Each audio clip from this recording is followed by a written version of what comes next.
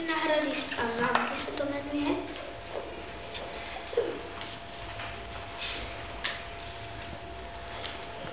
Jak je tam autor?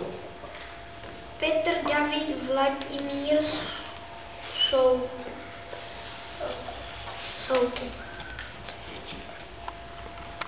Ukaž nám tu knížku. Výborně. A co nám budeš číst? Paní Johanka a ďábel.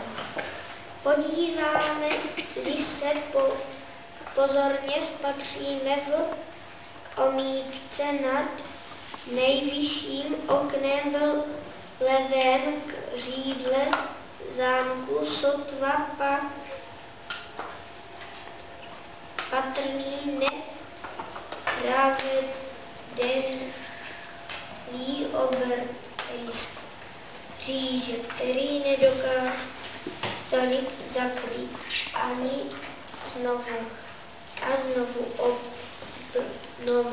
obnovované nátěry. O jeho původu vypráví pověst.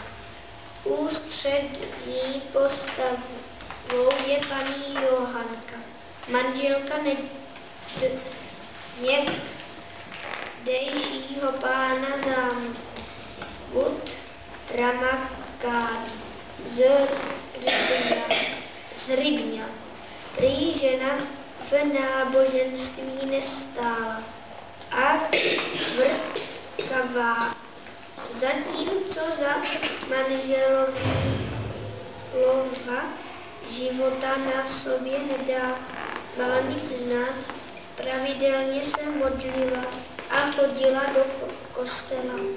Po jeho smrti odhodila přetvářku, odcizila se katolické víře a začala vyznávat to, co léta úzkostlivě tajila, víru protestantskou. Ve snaze zbavit se všeho, co by jí mohlo připomínat jiné uctívání Boha, chtěla jednou v noci vyhodit z okna do jezera památný kříž kábů z Rybňa.